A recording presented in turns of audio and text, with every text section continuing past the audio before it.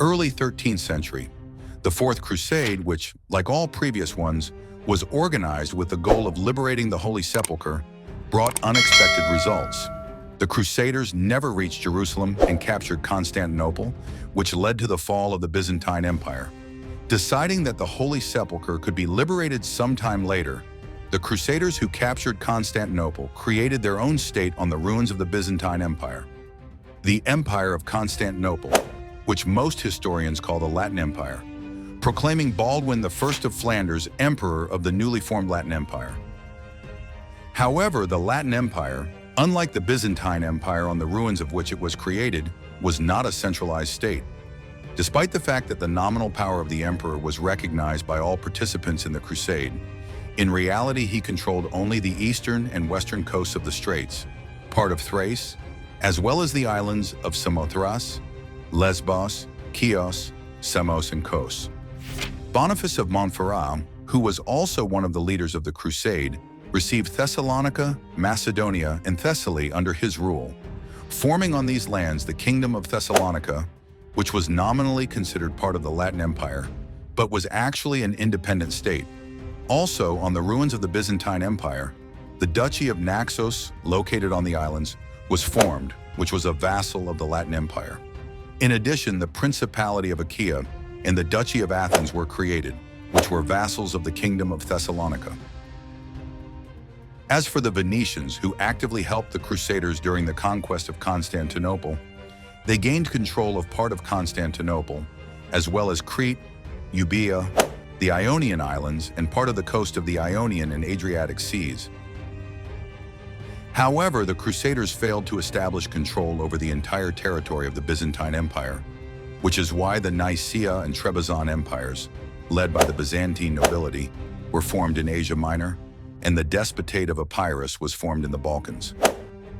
In addition, the Bulgarian Empire, which restored its statehood in 1885, was able to quickly expand its controlled territories after the fall of Constantinople. It should be mentioned that the states led by the Byzantine nobility were hostile both towards the Latin Empire and towards each other. For example, the Empire of Trebizond acted as an ally of the Latin Empire in the fight against the Empire of Nicaea, which laid claim to all the lands that were previously part of the Byzantine Empire. As for the Bulgarian Empire, it was opposed both to the fragments of the Byzantine Empire and to the Latin Empire, which, however, did not prevent the rulers of the Bulgarian Empire from entering into situational alliances with them. Despite the fact that at the initial stage the Crusaders were successful, they soon began to have serious problems. The Kingdom of Thessalonica, which was a nominal vassal of the Latin Empire, immediately after its formation, waged war against the Despotate of Epirus and Bulgarian Empire. Already by 1224, the ruler of the Despotate of Epirus, Theodore Komnenos Doukas, managed to defeat the Kingdom of Thessalonica and annex its territory to his state, after which he renamed his state the Empire of Thessalonica, planning over time to subjugate all the territories that had previously been part of the Byzantine Empire. After the fall of the Kingdom of Thessalonica, the Duchy of Athens and the Principality of Achaia, which were its vassals, were forced to recognize themselves as vassals of the Latin Empire. In the same year, the emperor of the Nicaean Empire, John III Ducas, managed to defeat the army of the Latin Empire in the Battle of Pomanonon, after which the Empire of Nicaea captured all the possessions of the Latin Empire in Asia Minor, except for the city of Nicomedia, and also established control over the islands of Lesbos, Samos, and Chios. Thus, the Latin Empire found itself in a critical situation, as it was difficult for it to maintain its territories under the onslaught of the Nicaean and Thessalonian empires. Nevertheless, the Latin emperor was still lucky, since the Nicaean and Thessalonian emperors planned to restore the Byzantine Empire under their own rule, and therefore a joint attack on Constantinople was not part of their plans. Understanding perfectly well that it was necessary to somehow correct the current situation, the Latin Empire sought to conclude an alliance with the Bulgarian Empire, which was equally hostile to both the Crusaders and the fragments of the Byzantine Empire. For these purposes, the 11-year-old Emperor Baldwin II was betrothed to the daughter of the Bulgarian Emperor Ivan Asen. Already in 1230, a war began between the Bulgarian Empire and the Thessalonian Empire, as a result of which the Thessalonian Empire lost control over Thrace in southern Macedonia, and the Thessalonican emperor was forced to recognize himself as a vassal of the Bulgarian emperor. Since after the defeat from the Bulgarian Empire, the Thessalonian Empire was no longer a threat to the Latin Empire, it was decided to break the engagement between the Latin emperor and the daughter of the Bulgarian emperor, and to marry the second to the daughter of the former king of Jerusalem, John of Brienne, who was supposed to serve as regent for the young emperor. The Bulgarian Empire, of course, did not like this scenario, which is why he began to establish ties with the enemy of the Latin Empire, the Empire of Nicaea. Immediately after the announcement of his daughter's engagement to the Latin emperor, John of Brienne began to actively gather replacements in an army of French and Italian knights, which was supposed to defeat the opponents of the Latin Empire and allow it to establish control over the entire territory of the former Byzantine Empire. Already in 1231, John of Brienne signed an agreement with the Republic of Venice, which provided him with 40 ships to transport the assembled forces to Constantinople. Arriving in Constantinople, John of Brienne became the de facto ruler of the Latin Empire and concentrated all his efforts on preparing a military campaign against the Empire of Nicaea in order to regain the Asian possessions previously lost by the Latin Empire.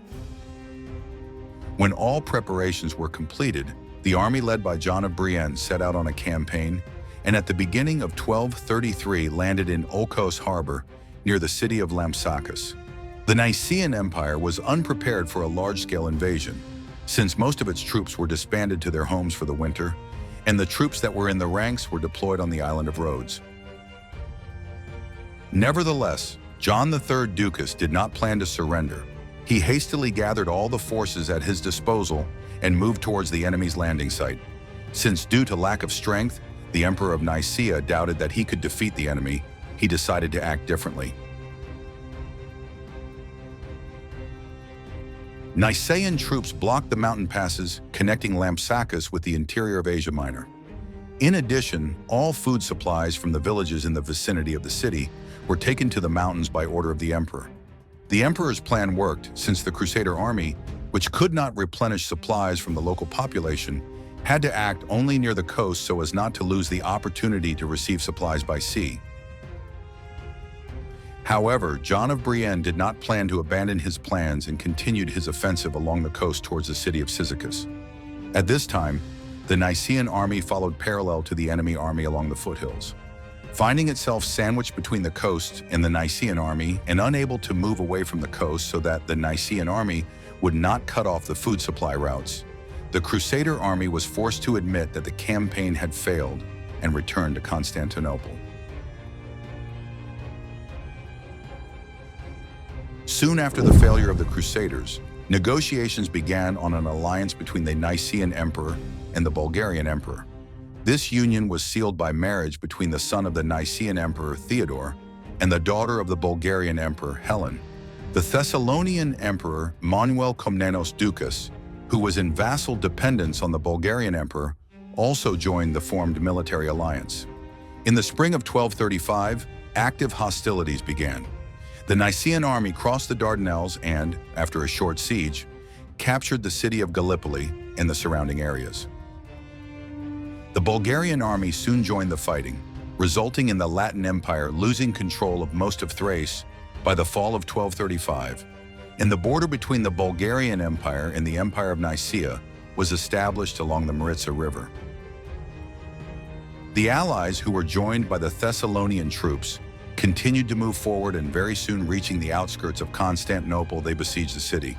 However, due to deteriorating weather, and also because the Allied armies simply did not have siege engines, they were soon forced to retreat from the outskirts of Constantinople. Already in the spring of 1236, the Allies began a new military campaign against the Latin Empire. By this time, the Latin emperor had received reinforcements from the Venetian Republic and the Achaean Principality, planning to defend his state. However, the additional forces were not enough to stop the invasion. The Allies managed to gain control of the Sural fortress and again besieged Constantinople, while the Nicaean fleet blockaded the city from the sea. It would seem that the fate of Constantinople, and with it the entire Latin Empire, was predetermined, but it was at this moment that the contradictions between the allies intensified, since the Nicaean Emperor and the Bulgarian Emperor planned to include Constantinople into their state. Thus, after a short siege, without starting an assault on the city due to worsening disagreements, the allies were forced to leave the outskirts of Constantinople. Realizing that if nothing was done, Constantinople would fall to the Latin Emperor, he managed to conclude a truce with the Nicaean Empire in the fall of 1236. On March 23, 1237, John of Brienne dies, and the nobility of the Latin Empire tried to conclude a military alliance with the Bulgarian Empire. Since the Bulgarian Emperor Ivan Asen did not plan to cede Constantinople to the Nicaean Emperor, he agreed to begin negotiations with representatives of the Latin Empire. He also asked to bring his daughter Helen, who was married to the son of the Nicaean Emperor Theodore, to him in Adrianople, explaining his request by the desire to see his daughter. Despite the fact that the intentions of the Bulgarian Emperor were obvious, the Nicaean Emperor ordered Helen to be delivered to Adrianople. As soon as she arrived in the city, the Bulgarian Emperor immediately ordered her to be sent to his capital, the city of Tarnovo, after which he broke the alliance with the Nicaean Empire and entered into an alliance with the region of the Latin Empire, Anso-Dikaio. The Polovtsians, who, fleeing the Mongols, crossed the Danube and settled in the territory of Thrace, were also attracted to the new union. In the autumn of 1237, the united army of the Bulgarians, Polovtsians, and the Latin Empire besieged Surul. Despite the enemy's numerical advantage, the Nicaeans did not plan to surrender, so the siege of the fortress dragged on. The fall of the fortress was a matter of time, but at that time Ivan Asen received news that a plague had broken out in Tarnovo, which killed his wife and child. Ivan Asen hastily returned to his capital at the head of the army, and the Polovtsians and Latins, finding themselves without the support of an important ally, were forced to end the siege and retreat from the vicinity of the Surul fortress. Arriving in his capital, Ivan Asen decided that the plague was a punishment for the fact that he had destroyed the alliance between his daughter and the son of the Nicaean Emperor, so he decided to renew the alliance with the Empire of Nicaea. Meanwhile, the Latin Emperor Baldwin II, taking advantage of the temporary respite, went to France, where he managed to gather a large army of Crusaders, with the help of which he planned to protect the borders of his state. In 1239, the army of the Crusaders, having overcome the territory of the Holy Roman Empire in Hungary, reached the borders of the Bulgarian Empire. Ivan Asen, not wanting to fight the Crusaders, let their army pass through the territory of his state, explaining the failure to comply with allied obligations to the Empire of Nicaea by saying that he was forced by force.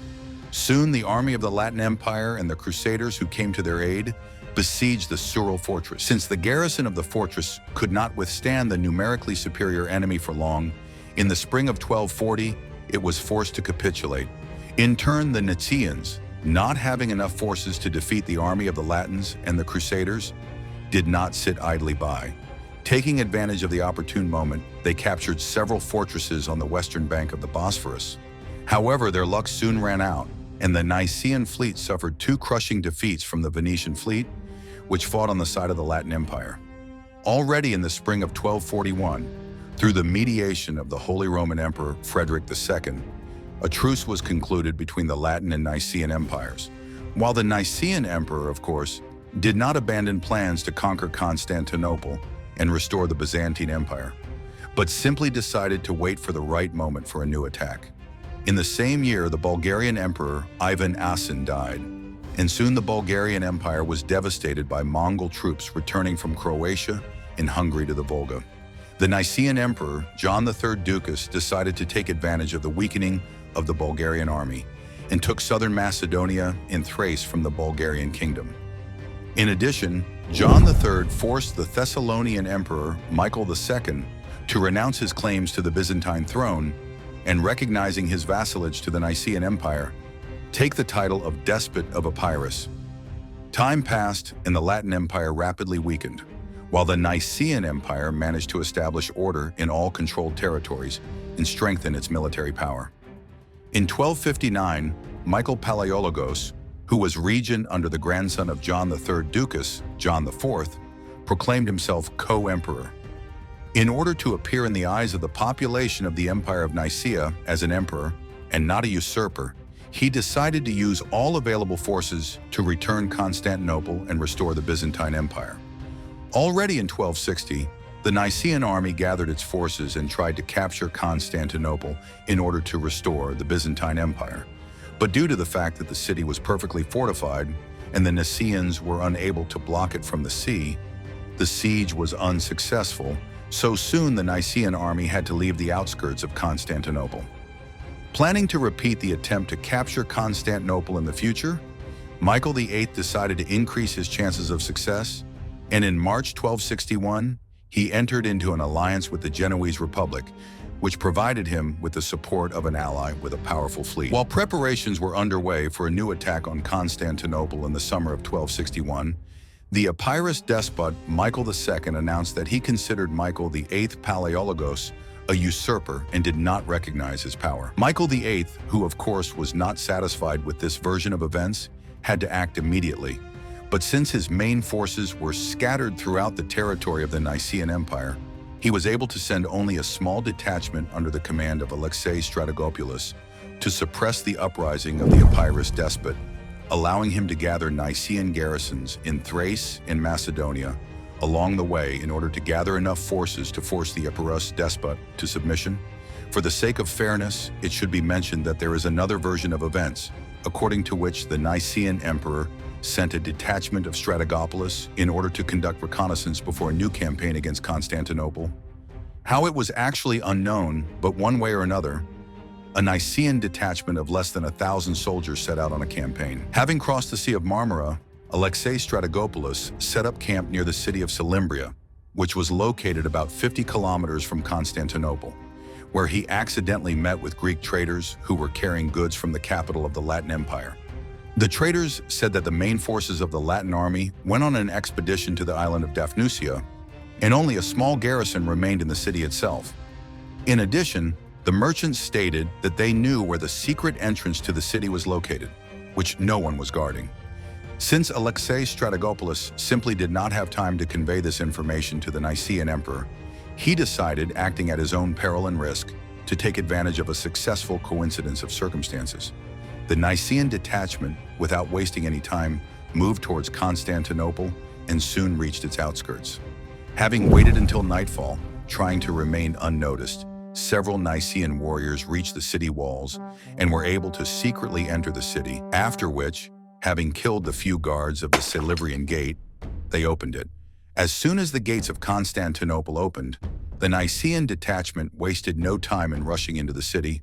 In total, the Nicaean troops consisted of approximately 900 soldiers, and they were opposed by the garrison of Constantinople, numbering about 1,000 soldiers. It would seem that the forces are equal, but the small garrison of Constantinople was stationed in different parts of the city, and therefore the Nicaean detachment had a numerical advantage over the detachments of the city's defenders. Having burst into the city, the Nicaeans, in order to sow panic in the ranks of the enemy, set fire to the roofs of the houses and, destroying the paths they encountered, the small detachments of the defenders of Constantinople quickly moved deeper into the city. It should be mentioned that the residents of the city, having learned about the invasion of the Nicaean detachment, joyfully greeted it with shouts of, "Long live the Romans!" At this time, the Latin Emperor Baldwin II woke up and realized that the city had been attacked. The problem was that he could not even imagine that Constantinople was attacked by a small Nicaean detachment. So he decided that the entire army of the Nicaean Empire was taking part in the assault on the city. Realizing full well that the forces at his disposal were clearly not enough to repel the attack of the Nicaean army, he and his entourage hastily left the city, throwing away the signs of imperial dignity. The ship with Emperor Baldwin II on board hastily sailed to the island of Euboea. Planning to receive reinforcements from the Venetians who owned the island and the Nicaean detachment, under the joyful cries of the Roman population of Constantinople, established control over the city. Alexei Strategopoulos understood perfectly well that the Latins would not accept the loss of Constantinople and would certainly make attempts to recapture the city, and he clearly did not have enough strength to hold the defense of the huge city. To make up for the lack of strength, he began to arm the local population, who welcomed his detachment and ordered them to take positions on the city walls. Strategopoulos was indeed able to predict the enemy's actions. Baldwin II, having reached Euboea, received help from the Venetians and at the head of a small fleet moved towards Constantinople to regain control of the city. When the fleet of the Latin emperor reached the outskirts of Constantinople, he found a large number of soldiers on the city walls and decided that the city had been occupied by the Nicaean army led by the emperor. Not daring to launch an assault on Constantinople with the available forces, Baldwin II was forced to order his fleet to take a course towards the coast of Italy. Thus, as a result of the decisive actions of a small Nicaean detachment, the Latin Empire ceased to exist. In turn, Michael VIII Palaiologos, having regained control of Constantinople, announced the restoration of the Byzantine Empire and proclaimed himself the Byzantine Emperor. So that nothing would threaten his power, Michael VIII ordered the blinding of his co-ruler, John IV, and imprisoned him in a fortress on the shores of the Black Sea. If you like this video, be sure to subscribe to my channel and click on the bell so you don't miss new videos.